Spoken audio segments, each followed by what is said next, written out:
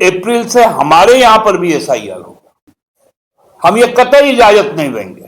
ECI ने अपनी विश्वसनीयता खो दी। ऑब्जर्वर्स, उसके माइक्रो ऑब्जर्वर्स के काम सही नहीं पाएंगे। जो इन लोगों का मंसूबा है उस पर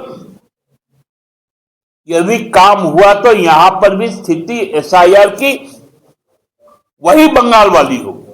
भाजपा का ये नैरेटिव बांग्लादेशी बांग्लादेशी बांग्लादेशी, इस प्रकार से लगातार चुनाव आयोग अपने फैसले और अपने कार्यशैली से लोकतंत्र में एक सवाल बनकर उभरे। उस पर माननीय उच्चतम न्यायालय ने बहुत बड़ी एक व्यवस्था दी। साधारणतः आर्टिकल 142 सर्वोच्च न्यायालय को सर्वशक्तिमान बनाता है और विशेष परिस्थिति में उसके अधीन निर्णय देने का ताकत देता है, शक्ति प्रदान करता है। इसके पूर्व भी जब कोई लंबित मामला बहुत दिनों तक चलता है और उसके कुछ बहुत सारे न्याय पाने के उलझन में ही गुजरते रहते हैं,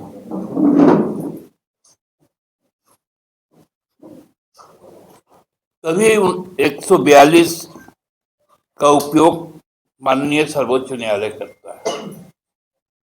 जिसके दिनों हाल में राम मंदिर निर्माण का भी फैसला आया था। पूर्व में भोपाल गैस त्रासदी, ताजमहल की सुरक्षा और भी कई ऐसे, क्योंकि ये फैसले बड़ा नजीर पेश करते, ये प्रेसिडेंस बन जाता है।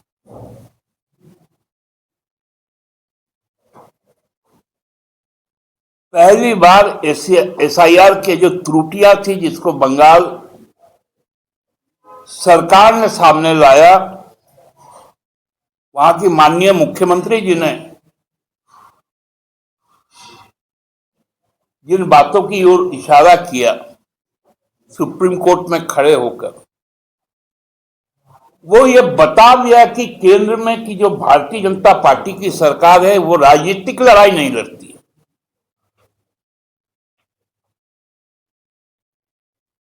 वो चुनावी लड़ाई एजेंसियों से लड़ती है, कॉन्स्टिट्यूशनल बॉडियों के साथ लड़ती है, पॉलिटिकल थॉट प्रोसेस के साथ नहीं लड़ती है।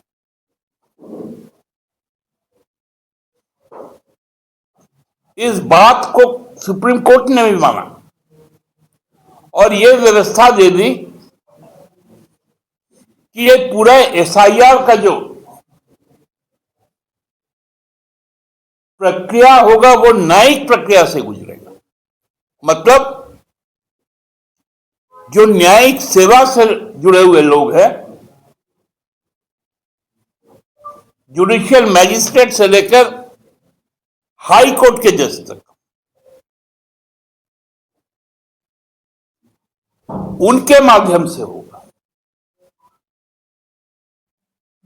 क्योंकि ईसीआई ने अपनी विश्वसनीयता खो दी। उसके ऑब्जर्वर्स, उसके माइक्रो ऑब्जर्वर्स के काम सही नहीं पाएंगे।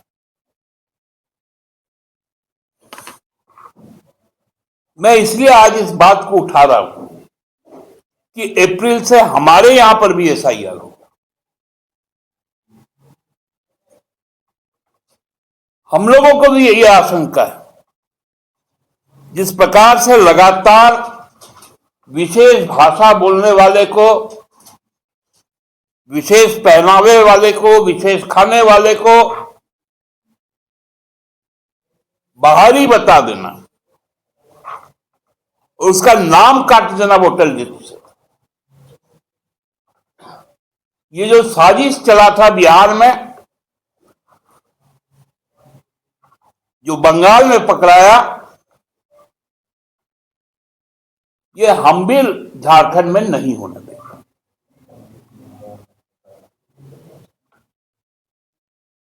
स्पेशल इंटेंसिव डिवीजन के नाम पर हम यहां पर खासकर बांग्ला भाषी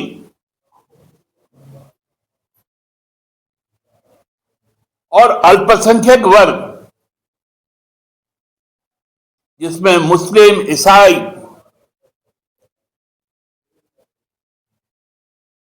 और जो हमारे दलित वर्ग है,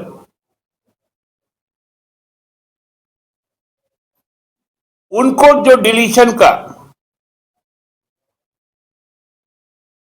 जो इन लोगों का मंसूबा है, उस पर यदि काम हुआ तो यहां पर भी स्थिति एसआईआर की वही बंगाल वाली होगी।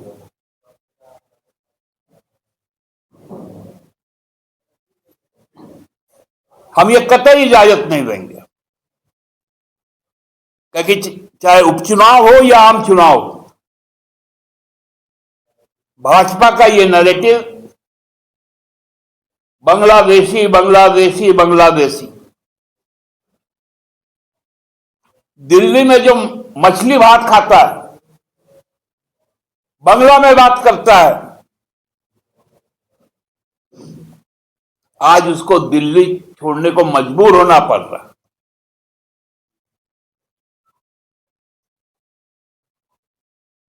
गुड़गांव, नोएडा में बड़ी संख्या में लोग पलायन कर गए, जो दिहाड़ी मजदूर थे, क्योंकि वो बंगाल से गए हुए थे।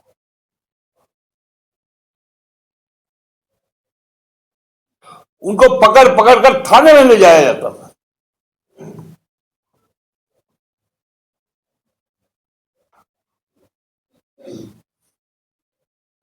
ये झारखंड में भी हम लोग भाजपा को और उसके जो सहयोगी है,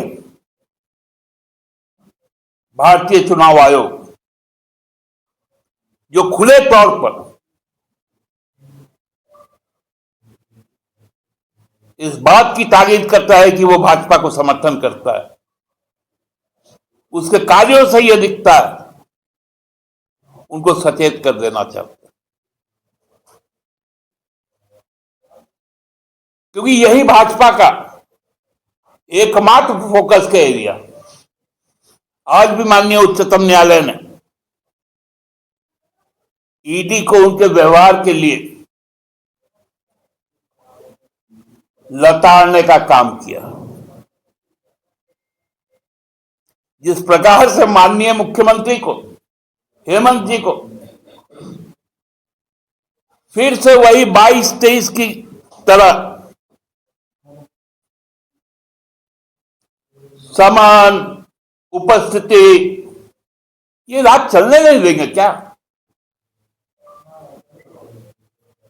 माननीय उच्चतम न्यायालय ने कहा ईडी को, आप कुछ सृजनात्मक कार्य करें, कंस्ट्रक्टिव वर्क करें, ऐसे मुद्दों पर अपना ध्यान मत लगाइए जो आपके पास लंबित मुकदमे हैं। यदि उसमें कुछ ठोस जानकारी है, उस पे काम करिए,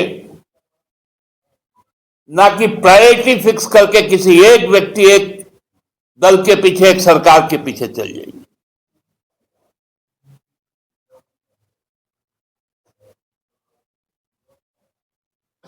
अब तो इन लोगों को थोड़ा सा सुधर जाना चाहिए,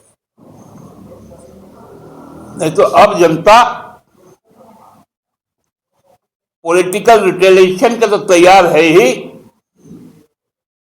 कहीं ये रिटेलिएशन फिजिकल ना हो जाए, इसका मुझे डर है।